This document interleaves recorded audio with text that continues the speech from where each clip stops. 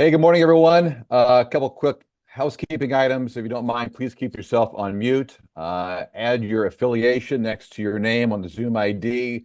As always, Arnie is here for record permission, so if you need that, let him know. And if you have a question, use the virtual raise hand button. We'll take some questions here in just a matter of moments. Well, as certainly you know, the countdown to the 108th running of the Indianapolis 500 continues, just 110 days away, which means it's also 110 days away from the Hendrick 1100, as Kyle Larson looks to join those who have done double duty on Memorial Day weekend, 500 miles, of course, at the 500, and then 600 down at the Charlotte Motor Speedway. And to that end, the preparation continues. Late yesterday afternoon, Phoenix time, and last night as well, Kyle Larson taking part in a rookie evaluation test for Arrow McLaren and Hendrick Motorsports at Phoenix Raceway as he continues to get comfortable in the NTT IndyCar Series and his Chevy-powered Delar. And Kyle joins us here this morning. Kyle, thanks for doing this. First of all, you kind of beat the rain and got into a lot of really solid hours of testing. Tell us about it a little bit. What would you characterize it as?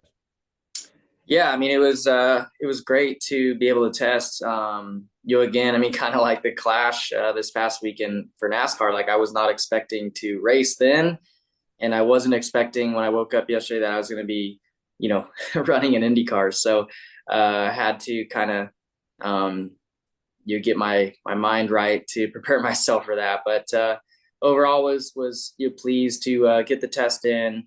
Great conditions with weather yesterday. It looks like it's going to rain here shortly. So glad we were able to do that. And yeah, I thought it went smooth. We got, 3 or 4 hours in of laps, I think 5 sets of tires. So, it was good to run through some things, get comfortable, out there making laps, but then, get to do some like pit stop sort of stuff. And, I got loose at one point and almost spun out. So that was good to kind of feel the limit there at slower speeds and yeah, kind of just work through some balance stuff. Just one more before we open it up. I know you've been in the car a couple of times. How much more comfortable was yesterday, last night compared to, let's say the rookie orientation program at the Speedway back in October? Um, Honestly, yesterday was probably more uncomfortable just because it's a smaller track and things are happening quicker and you're having to lift off the throttle a little bit. At Indy, once we got through the different stages and stuff, I mean, we were wide open pretty easy, by yourself. It was a cool day and all that. So yesterday was fun to kind of you have to work on the timing of the corner and you work through some balance things because I mean the balance was definitely not perfect, which was good to feel. At Indy, like I said, I'm out there by myself. They've got downforce packed into it, so I'm comfortable. And I didn't really feel much about the car changing there, so it was good to feel the car not be quite perfect at times yesterday. Let's go ahead and open it up for questions. Again, if you have a question, please use the virtual raised hand function here on Zoom. And Marshall Pruitt, I think you had your first had the first one to have the hand up virtually anyway. Go ahead and lead us off, Marshall. Unmute yourself.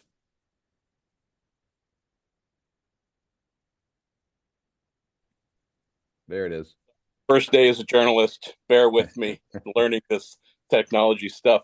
Kyle, sounds like the Arrow McLaren team is starting to put together a pretty talented group around you on that McLaren Hendrick Motorsports entry. You talk about some of the folks you've worked with so far. Here, there might be some familiar folks, coming to the timing stand and such, but beyond what you've done on track, you share some insights about the personnel surrounding you on this month of May effort. Yeah, I honestly don't know like a ton of the details, but I think a lot of the people that were there yesterday are going to be a part of my team going forward. So it was good to get around them a little bit. It was so kind of fast paced and And none of us were expecting to run. So I mean, I didn't really get a chance to, hang out, get to know people, stuff like that. Honestly, don't even know most of their names still at this point, but it was still good to get familiar with them and to, work on like the pit stop stuff. That's going to be really important with those guys who were there yesterday. It sounded like, everything was going smooth there. And yeah, I mean, Brian Campe, he was there with us yesterday. I don't know exactly like what his role is going to be, going forward, but it's nice to have him there for now, somebody who I'm familiar with on the Hendrick side of things, who's had a lot of success in IndyCar and at the Speedway. So I would love for there to be a way to utilize him some more once we get to the month of May, but I haven't really talked to anybody yet. But no, it's good. It's good to just get repetition with everybody and all that. So look forward to getting to spend more than just one day with the IndyCar and get to have some downtime to learn everybody and just a little bit of talking I got to do with a few guys yesterday.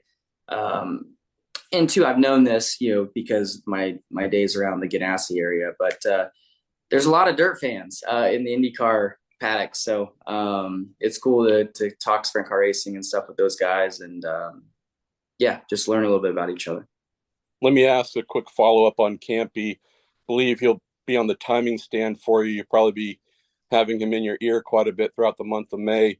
His journey, I guess, is kind of the ultimate example, right? Coming to NASCAR from NASCAR with Team Penske, wins the Indy 500 with Juan Montoya, wins a championship with Joseph Newgarden, and jets back to NASCAR. Kind of came in, got all the jewels and such, and went back.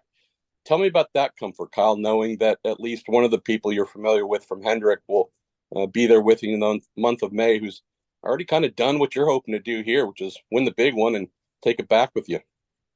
Yeah. I didn't know his kind of path to where he's at right now until we went to Indy last year during the month of May just to hang out for one day. I don't even think at that point I knew that he'd won the Indy 500. And then when we walked in there, like all these race fans and mechanics were coming up to him, and I was like, man, this guy's like a celebrity around here.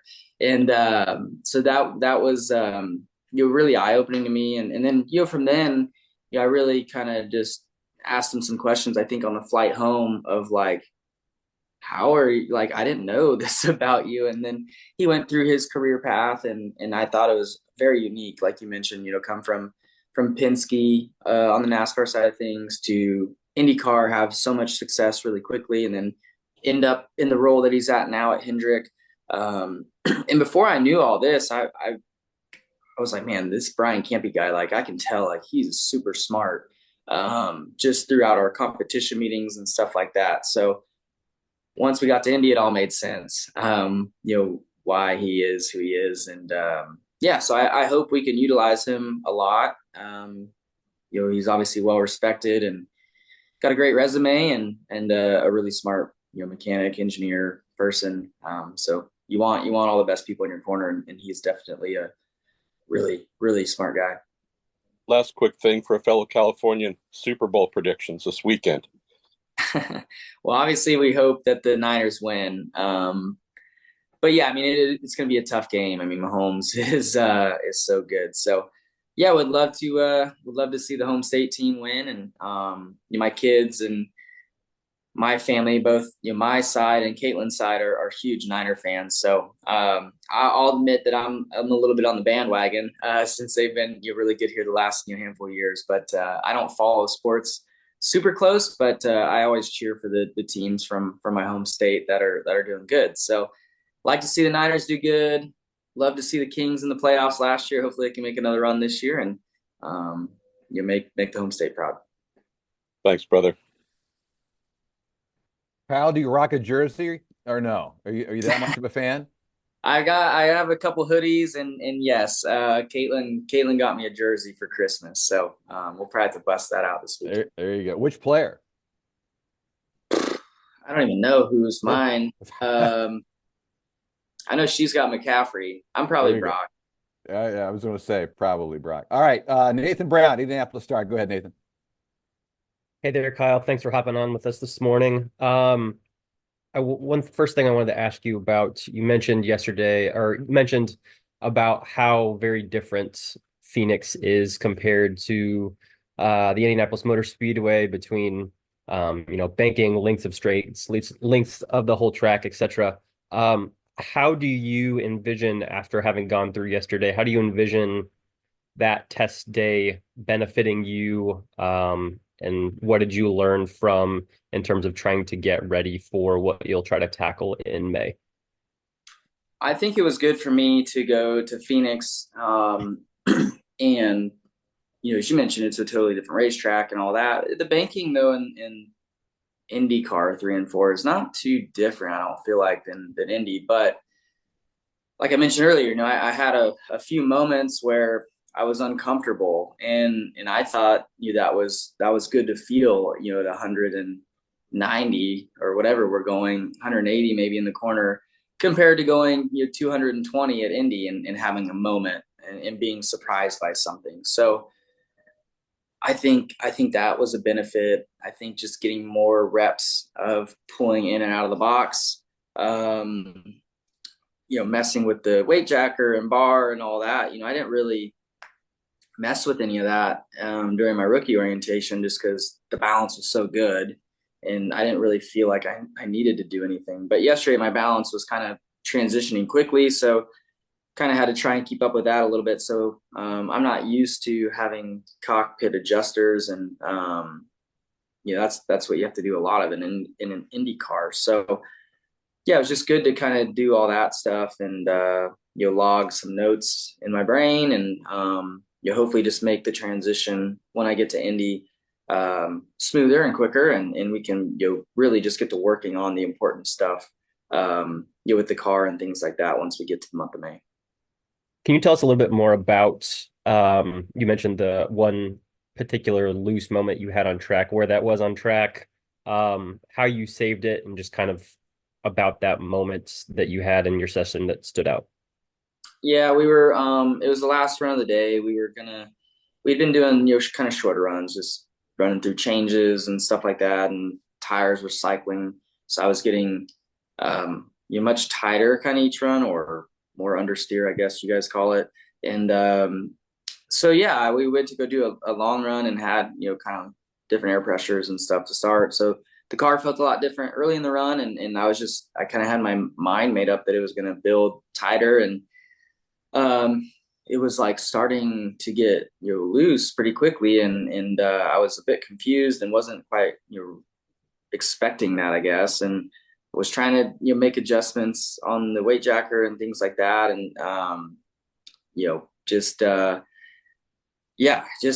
caught off guard a little bit, and I had some warnings a few laps before. Then I went into IndyCar turn 1. I got a little bit loose into the corner and got to the apex, and like as I was leaving the bottom, it just started to get sideways, and he was able to catch it. So it honestly though didn't feel like, nothing about yesterday really felt way different than like what a cup car, next gen car feels like. So that was good for me. I think the characteristics of the Indy car versus the cup car, at least at Phoenix, felt very similar. So you're just going a lot faster in an Indy car. So like the moments happen a little bit quicker. The edge of like good versus not good feels a little sharper.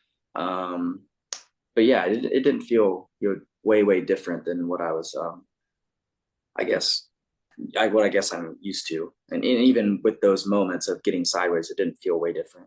Sure. I know, remembering back to October, you mentioned in particular, one of the places that you maybe still didn't feel as comfortable was just getting adjusted to pit lane, making sure you hit all the right buttons. Whether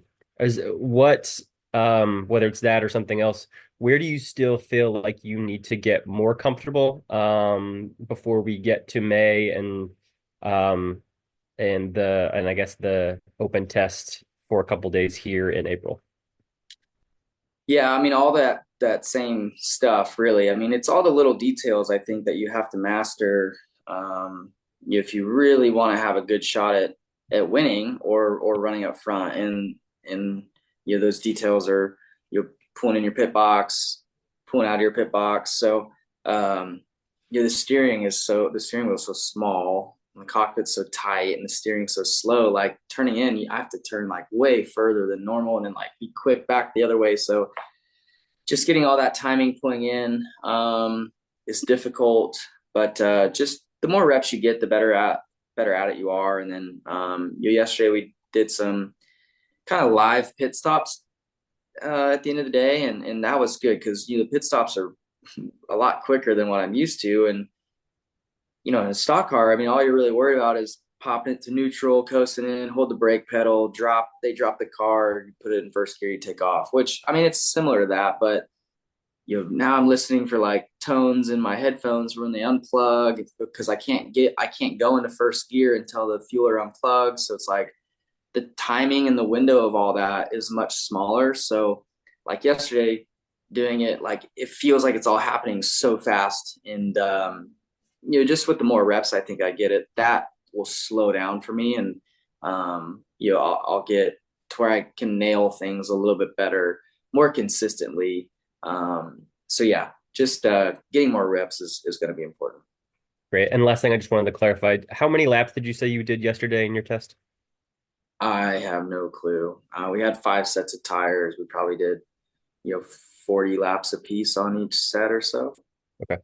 Awesome. Well, thanks again. Congrats on getting another day closer to May, and best of luck as you kick off your NASCAR season this month. Thank you. Thanks, Nathan. Bruce Martin, Forbes and Speed Sport. Go ahead, Bruce. Hey, Kyle, did you get a chance to take it close to the limit yesterday? I mean, I almost spun out, so I'd like to think I did.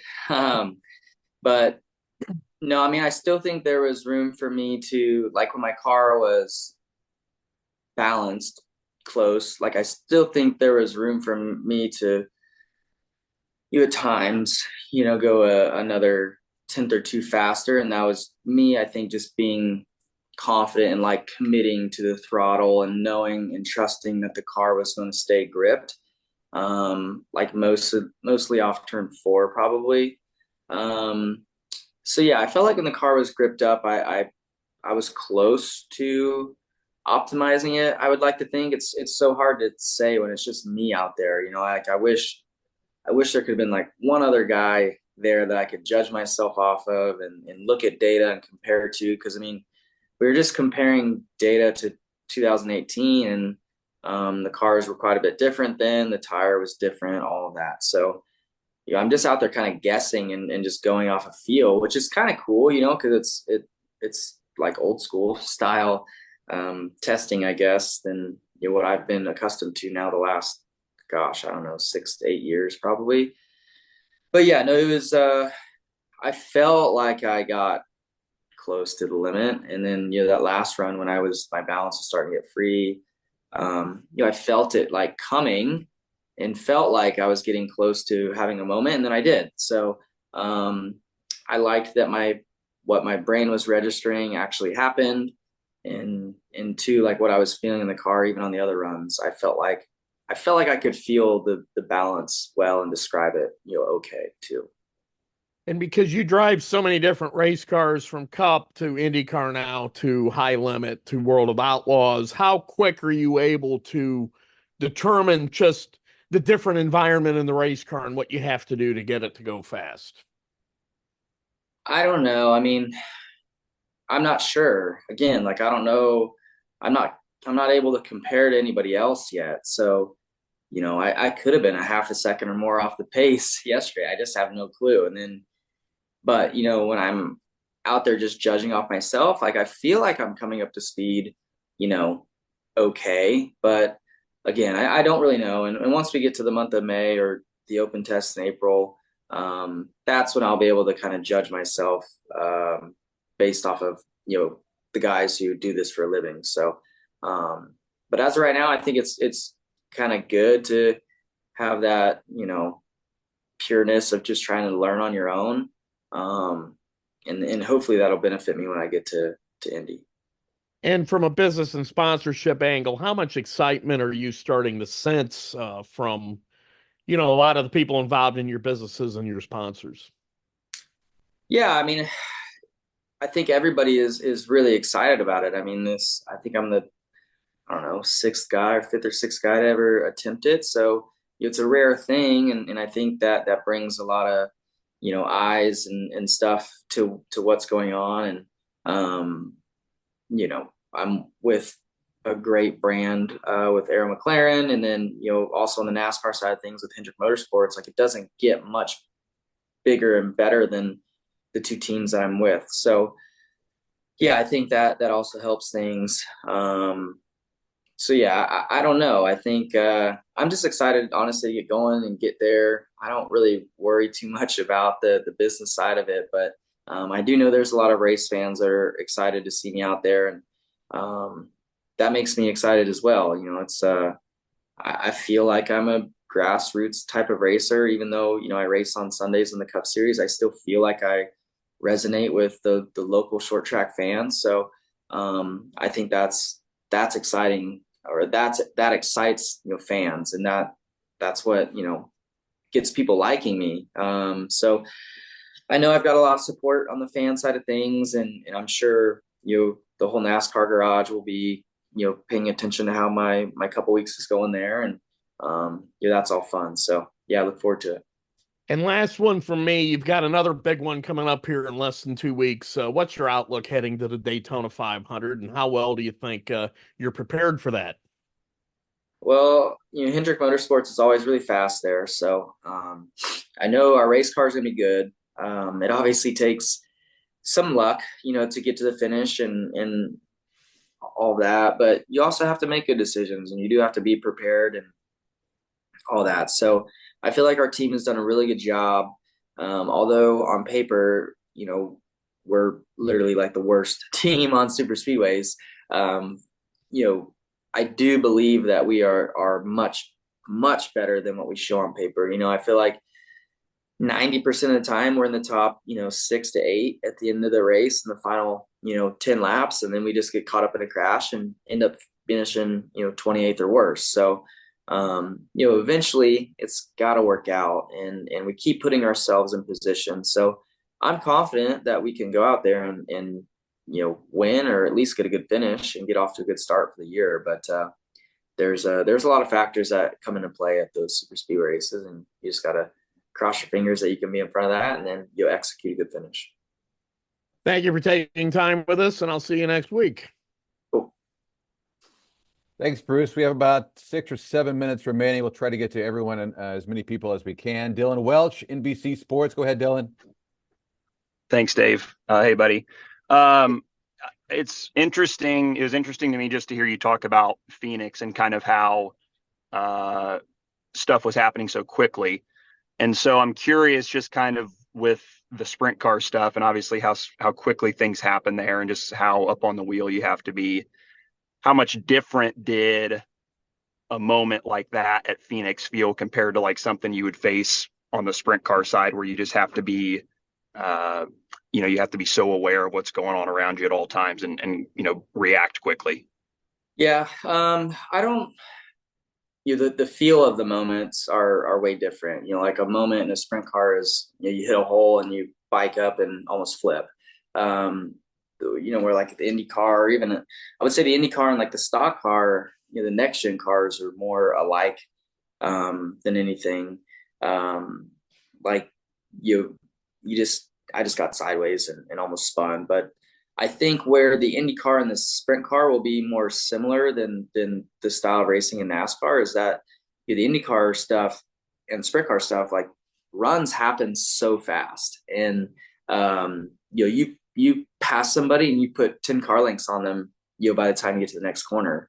Where stock cars, it's like you have to like inch towards it and work at it slowly, and you get inside of them and spend 2 laps inside of them, and then you finally get clear, and then you don't ever, it's like harder to get to somebody, pass them, and get away. Where IndyCar and sprint car stuff, like those runs happen quicker, checkups happen quicker. stuff like that. So I think, or I hope, being used to the sprint car and how quickly moves happen, I hope that allows me to be more confident, when we get into kind of racing situations in the IndyCar. But I've yet to be on track with anybody else, so I don't know. That's all me just assuming from watching videos and stuff. But yeah, just the quickness, the weight, all that I think will be similar. But the balance stuff, I think IndyCar to stock car is more similar. Cool. Thank you. Thanks, Dave. Yep. You got it, Dylan. Eric Smith, IndyCar.com. Go ahead, Eric. Yeah, Kyle, it was actually in Phoenix in 2021 when Cliff Daniels was talking about how he was an East Coast asphalt guy and you're a West Coast dirt guy, and he kind of went to dirt racing school to learn what made you click and terminology and that type of thing. Are you able to do that from your side to the IndyCar side of learning this terminology and weight jackers and maybe things you didn't know before? How much time is that involved in that of learning this side? And do you have the time to learn between now and May, kind of like Cliff learned for you?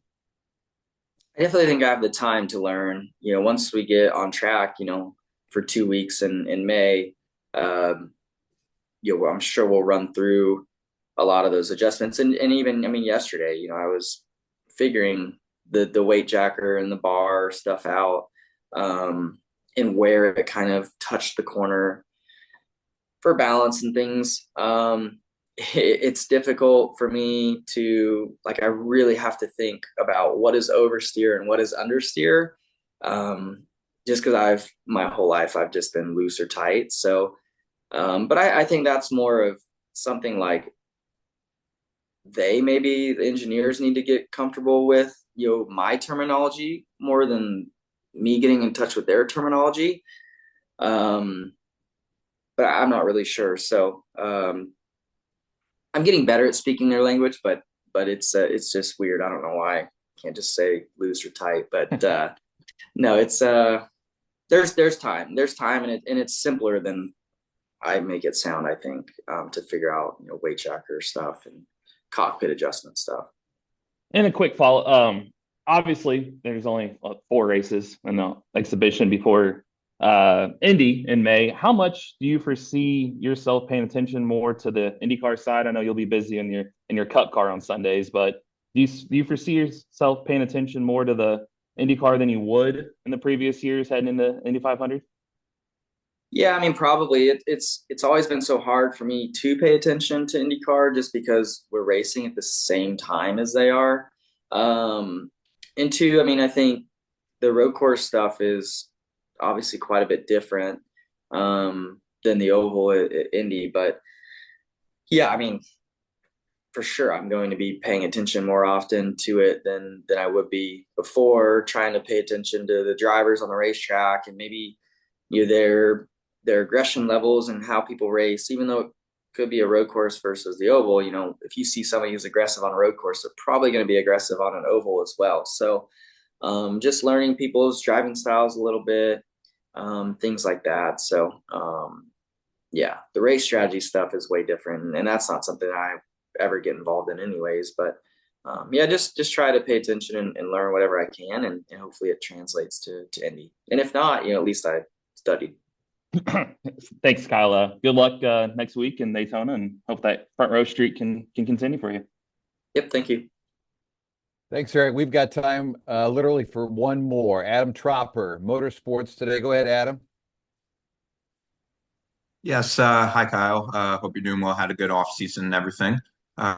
So you're known for your adaptability with multiple different racing series and different cars. So what I'm wondering is with the IndyCar specifically and all the extensive laps that you've had at Indy now. You've touched on the differences between the Cup car and the IndyCar already, but do you see that extra track time over the course of the next few months? What was the end of that? 400 coming back this year. I missed. You broke up a little. Adam, you going to repeat your question? You broke up towards the end there. Just at the end, yeah. Yeah, of course, my bad. Just wondering whether the IndyCar and Cup cars and just all the extensive lap times, lap testing next few months, how that's going to help you with just multiple racing series Yeah, I mean, I don't think this it year. hurts. Yeah, I don't think it hurts at all. I think it's always good, when you can, as a driver, put yourself in new situations where you're challenging your brain, you're challenging yourself to evolve and learn something new and figure out the differences or similarities between race cars. So yeah, I mean, I think there's still a ton for me to learn and a ton left, out on the table for me to get comfortable. But the more reps I get with everything, not only just making laps on the track, but in and out of the box, like I mentioned, um, exiting pit road hard, stuff like that is going to be important. But as far as like car balance stuff, I was really kind of surprised, like I mentioned, that it feels, at least yesterday, it felt a lot like a next gen cup car. The way that, like, just the grip of the tire felt like when I turn the wheel to a point and get past the slip of the tire, like the sidewall, like I felt like I felt like it all felt really similar to the cup car. You're just going faster. Like it feels like you go into Phoenix with, like when I was just there testing, a couple months ago in the cup car, like we added downforce and the conditions were cooler and the amount of mid corner speed and stuff you carried, like it all felt pretty relative to me and very similar. So I don't think they're as far apart from each other as what the previous model NASCAR, Cup Series car was like, or what an Xfinity car might be like. Those are quite a bit different than a next gen car. I feel like these new cars have really transitioned to an IndyCar. Even adjustments that we made yesterday, like they weren't telling me the adjustments that they made these few times, but I went out and I was like, oh, that felt looser on entry, and they're like, okay. And then we made another change, and I was like, that just, I felt like I was out of the track, less grip there, and the first change, I think they raised the back of the car up, and that made me loose in, and that would have made me loose in the cup car.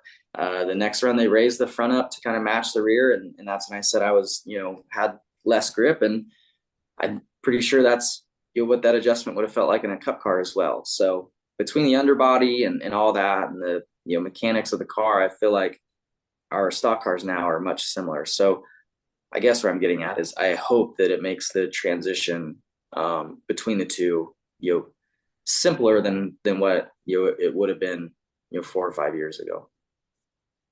Awesome. Thank you, Kyle. Good luck this season. Thank you. Thanks, Adam. It sounded like, Kyle, they're kind of testing you at the same time, make a change, and you can figure out probably what they did. So yeah, cool no, I was like, I was happy that the changes they were making, I could like feel them and kind of relay it, and it match up with what it, I guess, should have done. So yeah, it was all good.